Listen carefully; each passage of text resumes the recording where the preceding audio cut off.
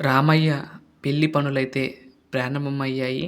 ఈరోజు నుండి కూడా ముందుగా ఇక్కడ చూస్తున్నారు.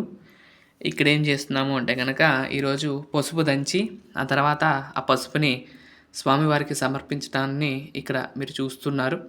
ముందుగా రోకలకి మనం ఏం చేస్తున్నామంటే చక్కగా ఆ లక్ష్మీ స్వరూపంగా భావించి వాటికి పసుపు, కుంకుమ ఇవన్నీ కూడా సమర్పిస్తూ జరుగుతూ ఉన్నది. ఇక్కడ గౌరీ స్వరూపంలో ఈ యొక్క రోకల్ని మనం చూస్తూ ఉంటాం. వాటికి ఈరోజు పూజ చేసి తర్వాత పసుపు దంచి ఇక్కడ నుండి కూడా రామయ్య పెళ్లి పనులైతే ప్రారంభమిస్తూ ఉంటాం. అందులో భాగంగా ఈరోజు తలంబ్రాలు ఎర్రగా ఎందుకుంటాయి, భద్రాద్రి రామయ్య కళ్యాణంలో వాడే అక్షంతలు ఆ తలంబ్రాలు ఎందుకు ఎర్రగా ఉంటాయి అనేది కూడా చెప్తాను ఈ వీడియోలో. మీరు ఈ వీడియోని స్కిప్ చేయకుండా చూడవలసిందిగా నేను కోరుకుంటున్నాను. ఇక్కడ రోలుకు చక్కగా పసుపు కొమ్ము, అలాగే ఆ రోకలిగా మనం భావించే ఆ రోకలికి కూడా ఒక పసుపు కొమ్ము ఈ విధంగా రక్షగా కట్టి తర్వాత ఈ యొక్క తదుపరి కార్యక్రమాల్లోకి మనం ఈ యొక్క పెళ్లి పనులు కార్యక్రమంలోకి వెళ్తూ ఉన్నాం. చూడండి, ఈ విధంగా పెళ్లి పనులు అయితే ప్రారంభమయ్యాయి. విశ్వసేన పూజ, ఆ తర్వాత రోలుకు పూజ, అలాగే తలంబ్రాలు కలిపే కార్యక్రమాన్ని ప్రారంభం అయితే చేయబోతున్నాం. వీటిలో భాగంగా ముందుగా విశ్వసేన పూజని ఇక్కడ జరుగుతూ ఉన్నది. చూడండి, విశ్వసేన పూజ అంతా కూడా పూర్తయిపోయిన తర్వాత పుణ్యాహవచనం, ఆ తర్వాత మిగతా పూజల్లోకి మనం వెళ్ళబోతున్నాం. అయితే ఈ భద్రాద్రి రామయ్య అక్షంతలు ఎర్రగా ఉండటానికి కారణం ఏంటంటే కనుక, మామూలుగా మనం ఎక్కడన్నా ఆలయాల్లో చూస్తే ఏ అక్షంతలైనా కూడా స్వామివారికి సంబంధించిన అక్షంతలు పసుపు రంగులో ఉండొచ్చు, కొన్ని చోట్ల గులాం రంగులో ఉంటాయి, కొన్ని చోట్ల వైట్యే పోస్తూ ఉంటారు. కానీ భద్రాచలంలో విశేషంగా స్వామివారికి వాడే కళ్యాణ తలంబ్రాలు మాత్రం ఎర్రగా ఉంటాయండి. ఎందుకు అంటే కనుక ఎవరెవరు ఎందుకు సమర్పిస్తున్నారు, ఈ ఎర్రగా రావటానికి కారణం ఏంటనేది ఈ వీడియోలో చెప్తాను. మీరు వీడియోని స్కిప్ చేయకుండా చూడవలసిందిగా నేను కోరుకుంటూ ఉన్నాను. ఆ స్వామివారికి ఆ రోజు తానీషా ప్రభు ఉన్న సమయంలో భద్రాచలంలో విశేషమైన కార్యక్రమాలు జరుగుతూ ఉంటాయి. ఆ యొక్క విశేష పూజల్లో భాగంగా ఒక సంవత్సరం అయినట ఆ రామయ్య కళ్యాణానికి హోలీ రోజు ఈ యొక్క తానీషా ప్రభు స్వామివారి క్షేత్రానికి వచ్చాడంట దర్శనం చేసుకోవడానికి వచ్చినప్పుడు వస్తూ వాళ్ళ ఆచారం ప్రకారం, ఇప్పుడు మనం ఎక్కడికైనా వెళ్తే మనం ఏం చేస్తామండి, ఏదో మనం తీసుకువెళ్ళాల్సిన వస్త్రాలను ఏ ఒకటి తీసుకువెళ్తాం. అలానే తానీషా ప్రభు ఏం చేశాడంట, స్వామివారి దగ్గరికి వెళ్తూ వాళ్ళ సాంప్రదాయం ప్రకారం, అంటే వాళ్ళు ముస్లిమ్స్ కాబట్టి వాళ్ళ సాంప్రదాయం ప్రకారం గులము, అత్తరు ఈ రెండు కూడా స్వామివారి యొక్క ఆ యొక్క ఉత్సవానికి తీసుకువెళ్ళారంట. ఉత్సవానికి తీసుకువెళ్ళినప్పుడు వీరేం చేస్తారంటే ఆ రోజు వెళ్ళారు, స్వామివారి యొక్క దర్శనం చేసుకున్నారు, ఈ కులము ఇవి కూడా సమర్పించడం జరిగింది. హోలీ రోజు మనం మామూలుగానే రంగులతో వేడుక చేసుకుంటాం.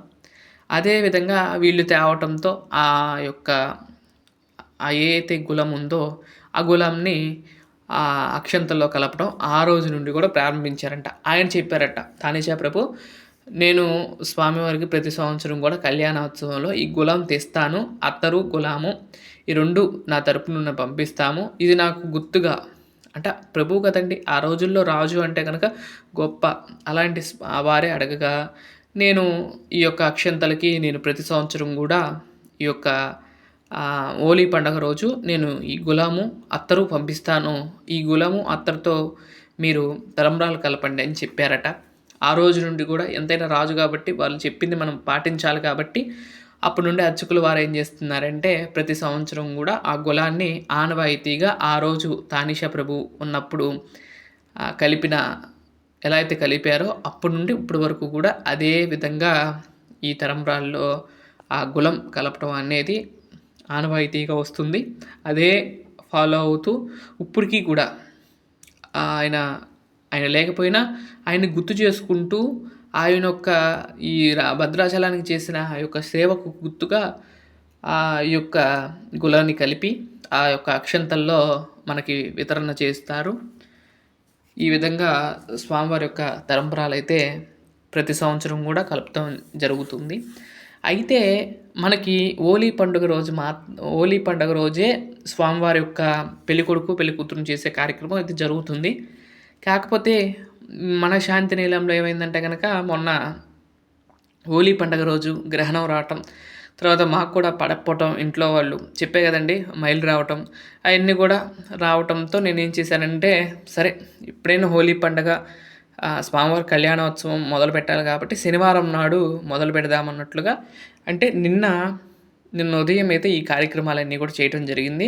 ఎప్పుడు చేశాను కాదు, వివరించుకుంటూ మనం చేసుకుంటే, అంటే ఆయన స్వామివారిని గుర్తు చేసుకుంటూ ఆ ఘట్టాన్ని గుర్తు చేసుకుంటూ చేసుకుందాంలే అన్నట్లుగా నిన్నైతే చేశాము. ఈ విధంగా పసుపు తంచేయటం జరుగుతుంది ఇక్కడ. ఇక్కడ నుండి కూడా అన్ని పెళ్లి పనులు, స్వామివారికి సంబంధించిన కొన్ని పనులన్నీ కూడా జరుగుతాయి. ఇక మీదట ఆ వీడియోలు కూడా మీకు అందిస్తూ ఉంటాను కాబట్టి చూస్తూ ఉండండి. తర్వాత ఒకదాని తర్వాత ఒకటి అన్ని సేవలు కూడా శాంతి నిలయంలో అంగరంగ వైభవంగా జరగబోతున్నాయి. పోయిన సంవత్సరం ఎలా అయితే భద్రాద్రి రామయ్య కళ్యాణం మనం వీక్షించామో, ఈ సంవత్సరం కూడా ఆ యొక్క రామయ్య కళ్యాణాన్ని మనం వీక్షించబోతున్నాం.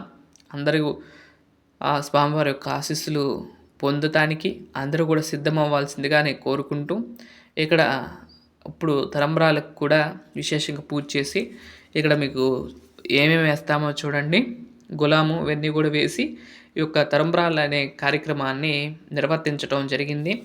ఆ రోజుని వారి యొక్క గుర్తుగా మనం చేసుకుంటాం. భద్రాచలంలో కూడా ఈ సంవత్సరం అంగరంగ వైభవంగా ఈ యొక్క భద్రాద్రి రామయ్య యొక్క కళ్యాణోత్సవ పెళ్లి పనులు అయితే ప్రారంభమయ్యాయి. హోలీ వేడుకతో వేలాది మంది భక్తులు వచ్చి ఆ తలంబ్రాల్ని సాక్షాత్తు రామయ్యకు వాడే తలంబ్రాలను కలిపి అందరూ కూడా ధన్యులయ్యారు. అలానే మన శాంతి నిలయంలో కూడా ఈ యొక్క స్వామివారి ఈ యొక్క బ్రహ్మోత్సవాల్లో, కళ్యాణోత్సవాల్లో విశేషంగా ఈ యొక్క కార్యక్రమాన్ని నిర్వర్తిస్తున్నాం. ఇక్కడ పసుపు, కుంకుమ 9 రకాల ద్రవ్యాలు అయితే ఇక్కడ వేస్తారండి. చెప్తాను చూడండి. గులాము, పసుపు, కుంకుమ, తర్వాత అత్తరు, తర్వాత అక్షంతలు, బియ్యం ఇలా వేస్తూ అన్ని రకాల ఇవన్నీ కూడా వేస్తూ ఉంటారు. ఆవు నెయ్యి కూడా వేస్తారు.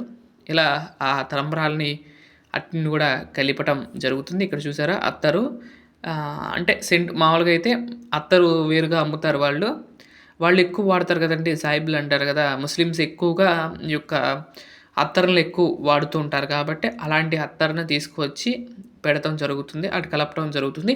ఈ అక్షంతల్ని నేనేం చేస్తానంటే కనుక ఒక చిన్న డబ్బాలో ఉంచి, మళ్ళీ అంటే ఏమి పురుగు పట్టకుండా ఉండటానికి కొంచెం పచ్చకర్పూరం కూడా వేస్తాము. అవన్నీ వేసి దాస్తాము. ఆ తర్వాత భద్రాద్రి కళ్యాణోత్సవంలో, శ్రీరామయ్య కళ్యాణోత్సవంలో ఆ అక్షంతల్ని వాడటం జరుగుతుంది. ఈ విధంగా నూనె వేసుకుని, ఇక్కడ ఆవు నెయ్యి వేసుకుని ఈ విధంగా మొత్తం కూడా కలుపుకొని, తర్వాత ఎర్రగా వచ్చేలాగా కలుపుకోవాలండి ఆ తలంబ్రాలని. ఈ విధంగా కలుపుకున్న తర్వాత స్వామివారికి విశేషమైన పూజా కార్యక్రమాలు చేసి, ఆ తర్వాత డోలోత్సవము, ఆ తర్వాత స్వామివారికి హోలీ వేడుక రేపటి వీడియోలో వస్తుంది. రేపటి వీడియోని స్కిప్ చేయకుండా చూడవలసిందిగా నేను కోరుకుంటూ, ఇదండి స్వామివారి యొక్క కళ్యాణంలో ఎర్రగా అక్షంతలు ఎందుకు ఉంటాయి అనేది మీకు చెప్పాను. ఇదండి ఈరోజు వీడియో. మరొక మంచి వీడియోతో రేపటి వీడియోలో కలుస్తాను. అంతవరకు సెలవు, నమస్కారం. ఆ రామయ్య అనుగ్రహము మీ అందరి మీద ఎల్లప్పుడూ ఉండాలని నేను కోరుకుంటూ, సర్వేజన సుఖినో భవంతు, లోకా సమస్త సుఖినో భవంతు. ఓం నమో వెంకటేశాయ.